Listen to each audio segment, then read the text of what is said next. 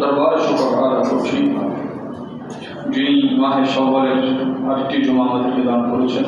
আলহামদুলিল্লাহ। আল্লাহ পাক এই মাসকে যথার্থ তাজিম করার আমাদের তৌফিক দান করুন।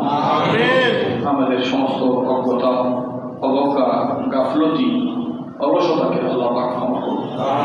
কালাম মাজিদ ফুরকান হামিদে রব্বুল আলামিন ইরশাদ করছেন, বিসমিল্লাহির রাহমানির রাহিম। ইন্না আউওয়ালা বাইতিন উদিআ লিন-নাস লাল্লাযী বিবাক্কাতা মুবারাকান ওয়া হুদান লিল আলামিন ফীহি আয়াতুন বায়্যিনাতুন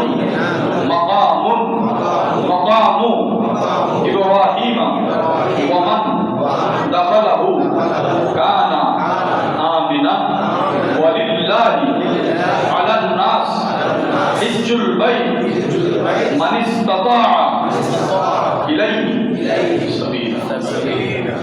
আল্লাহ পাক বলেন, সর্বপ্রথম নিশ্চয়ই মানুষের জন্য সর্বপ্রথম ঘর নির্মিত হয়েছে পবিত্র মক্কাতে। সুবহানাল্লাহ।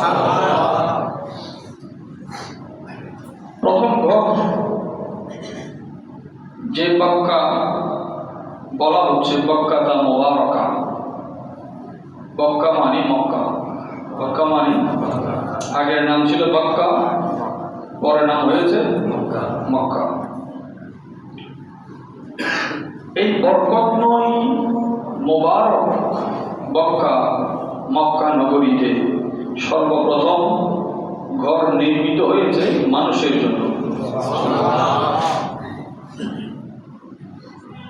এখন আদম আলাইহিস সালাম দুনিয়াতে যখন এসেছিলেন, মক্কাতে আসেন, শ্রীলঙ্কায় এসেছেন। কোথায় এসেছে? শ্রীলঙ্কার আদি নাম হল সরণদ্বীপ। আদম আলাইহিস সালাম যদি শ্রীলঙ্কায় আসেন, মা হাওয়া আলাইহিস সালাম যদি জিদ্দায় আসেন, তাহলে প্রথম ঘর কাবাতে কিভাবে হবে বা মক্কাতে কিভাবে হবে? লিন-নাস একটা শব্দের মধ্যে একটা লাম উল্লেখ আছে। এই একটা লামের 4টা অর্থ আছে, একটা লাম 4টা অর্থ।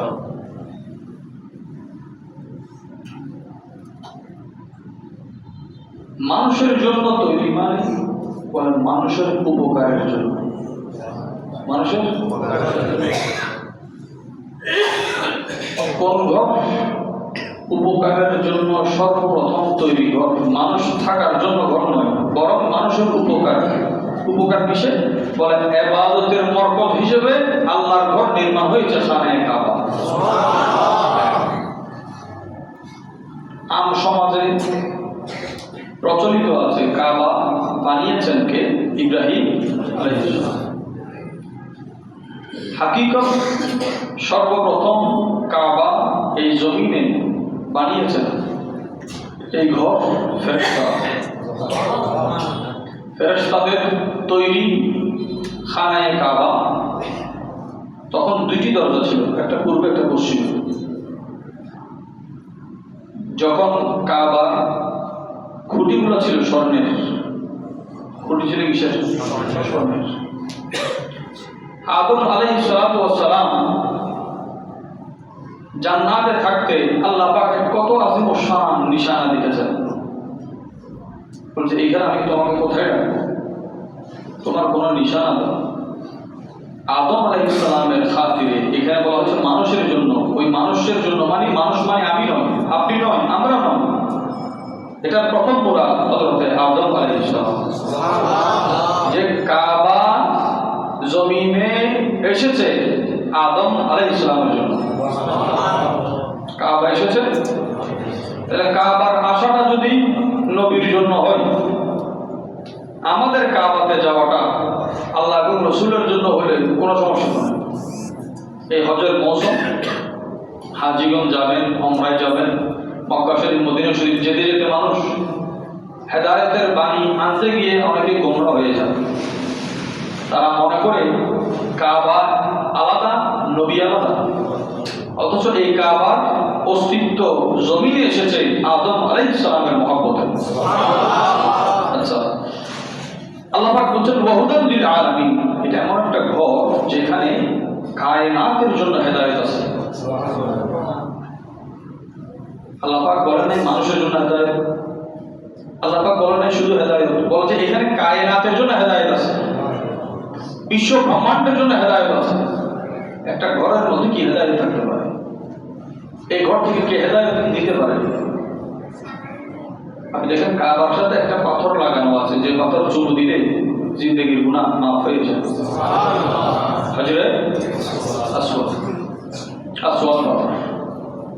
তার মানে কাবার সাথে মাগফিরাত আছে কিনা? মানুষের ভিড়, কেউ ধরতে পারে না, চুমু দিতে পারে না, কি করবে? পরে দূর থেকে ইশারা করে সালাম দাও। তোমার হাতের ইশারা, আপনি হাত ইশারা করলেন, ইশারা করে নিজের হাতে চুমু দিলেন, হজরে আসওয়াদের চুমু দেওয়ার ফজিলত পেয়ে গেলেন। বলেন আমাদের হাতে কি মাগফিরাত আছে? অর্থাৎ হেদায়েত